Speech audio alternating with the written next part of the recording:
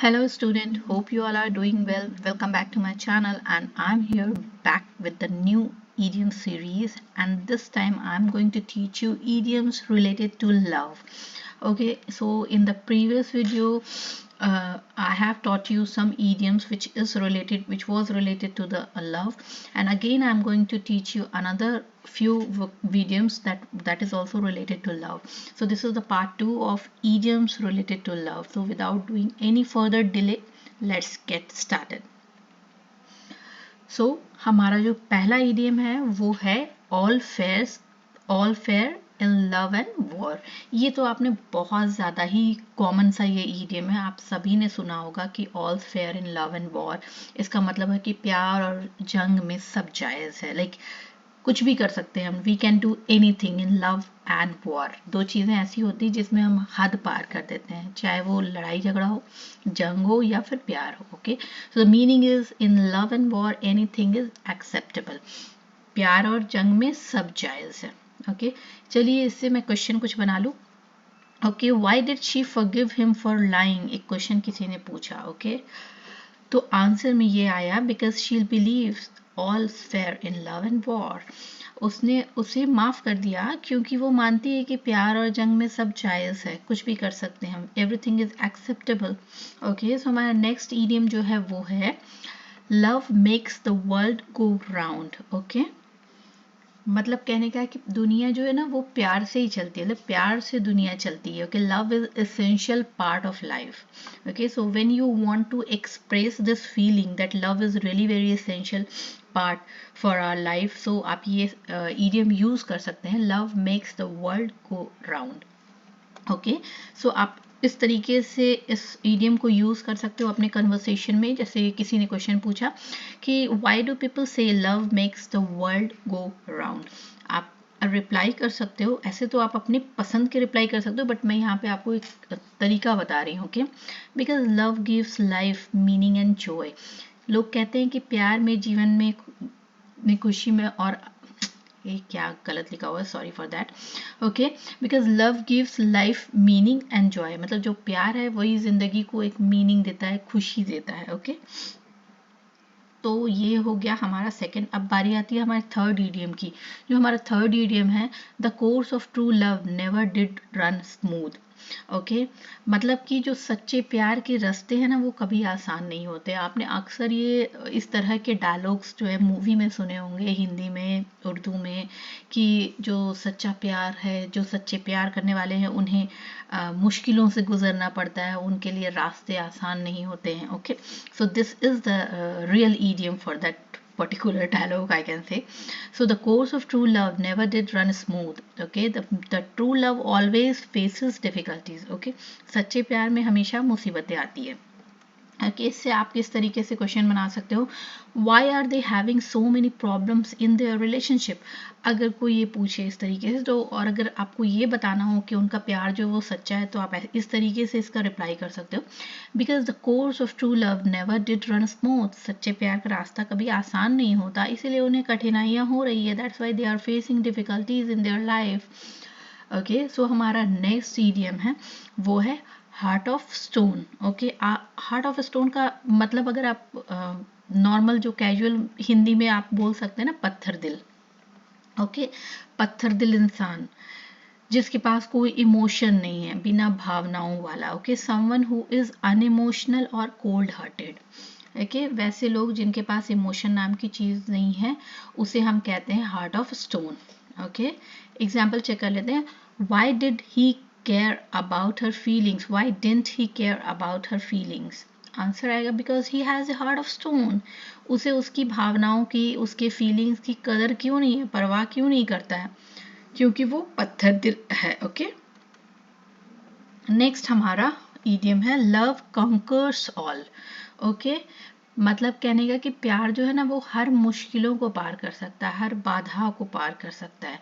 Okay, तो जब कभी हमें इस तरीके के कोई सेंटेंसेस बोलने हो या आप लव को एक्सप्लेन कर रहे हो और अब लव को काफ़ी ग्रेट बता रहे हो, तो आप ये बोल सकते हो कि या एग्जैक्टली लव जो है वो हर बाधा को, हर प्रॉब्लम को पार कर सकता है. तो love conquers all, this is the idiom. Okay, love can overcome any obstacles. इसका एग्जाम्पल चेक कर लेते हैं. How did they manage to stay together despite the challenges. मतलब अपने वो लोग साथ रहने में कैसे सक्षम हो गए इतने सारे चैलेंजेस के बाद, इतने सारे चैलेंजेस और परेशानी होते हुए भी. ओके तो आंसर आएगा बिकॉज लव कंकर्स ऑल. क्योंकि प्यार हर बाधा को, हर परेशानी को पार कर सकता है, इसलिए वो साथ रहे. ओके अब नेक्स्ट आता है हमारा जो ईडियम है वो है follow your heart.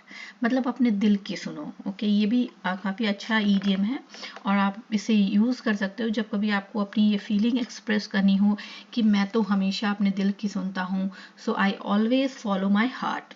Okay so इसको हम ये कह सकते हैं to do what you feel is right. जो आप सोचते हो अपने दिल की सुनो, जो आपको लगता है सही वही करो. ओके तो इसको आप सेंटेंस में कैसे यूज़ कर सकते हैं. ओके तो लाइक क्वेश्चन इस तरीके से, should I take the job और स्टे हियर. मतलब मुझे जॉब ले लेनी चाहिए या यहीं रहना चाहिए. ओके तो आपको सामने वाले बंदे ने ये कहा कि भाई अपने दिल की सुनो. Okay so follow your heart and do what makes you happy. मतलब जो तुम्हें खुशी दे रही है वो करो और अपने दिल की सुनो, अपने दिल की सुनो. और तुम्हें लगता है कि उस चीज़ में तुम्हारी खुशी है, then you can go ahead with that. Okay so follow your heart हो गया. अब हमारा जो नेक्स्ट है इडियम, ये भी काफ़ी इंटरेस्टिंग है.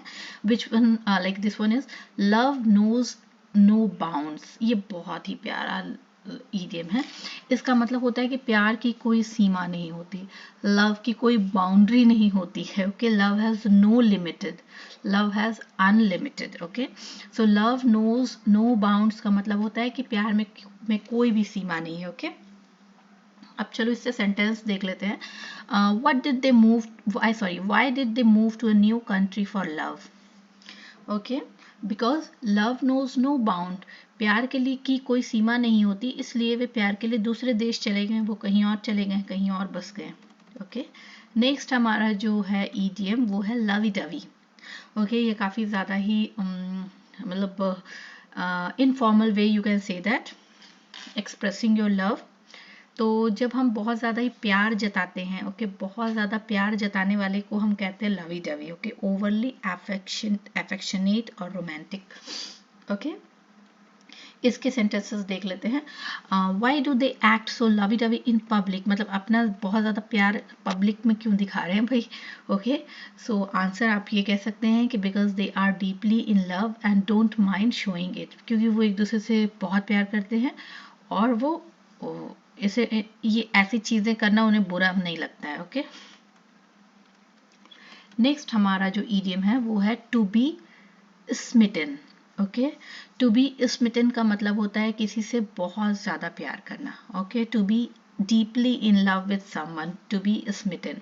So the idiom is to be smitten. Okay to be मतलब आप टू बी फॉर्म लगाएंगे, is am are was were जो भी है वो लगा सकते हैं, देन स्मिटन आपको यूज़ करना होगा. ओके एग्जाम्पल चेक कर लेते हैं. Why is he smiling why is he smiling all the time. कि भाई क्यों हमेशा मुस्कुराती रहती है भाई. आंसर आप बोलोगे he is smitten with his new girlfriend. रहता है he is smitten with his new girlfriend. वो अपनी नई गर्लफ्रेंड से इतना प्यार करता है कि हमेशा मुस्कुराता रहता है. मतलब उसके बारे में खोया रहता है और उसकी बातें सोच सोच कर मुस्कुराता रहता है. Okay he is smitten with his new girlfriend. जो भी नई गर्लफ्रेंड भाई उसने बनाई है उसके साथ. हमारा नेक्स्ट जो ईडियम है वो है क्यूपिड्स एरो. क्यूपिड्स एरो आपने देखा होगा कि दो एंजल टाइप की चीज़ होते हैं, वो एरो लिए रहते हैं. दैट इज कॉल्ड वो I think that was the symbol, that is symbol of Cupid arrow. तो बट क्यूपिड एरो का मतलब जो होता है, जो इस ईडियम का मेन मीनिंग है वो है fallen in love because of fate और अट्रैक्शन. ओके प्यार में पड़ जाना. ओके या तो आप उससे बंदी से अट्रैक्ट होकर उससे प्यार में पड़ रहे हो या फिर किस्मत है और क्या. ओके बस समझ लो आप प्यार में पड़ जाना. ओके सो एग्जाम्पल देख लेते हैं. How did they fall in love. अगर कोई आपसे मतलब कुछ पूछ रहा हो इस तरीके से, वो कैसे प्यार में पड़ गए भाई. So it was like cupid's arrow struck them the moment they met. Okay मतलब जैसे ही उन्होंने एक दूसरे से मुलाकात हुई, जैसे ही वैसे ही अचानक से उनमें प्यार हो गया. Okay all of a sudden you can say that love at first sight. Okay so I think I have completed the 10 idiom today, and these idioms are really helpful for you.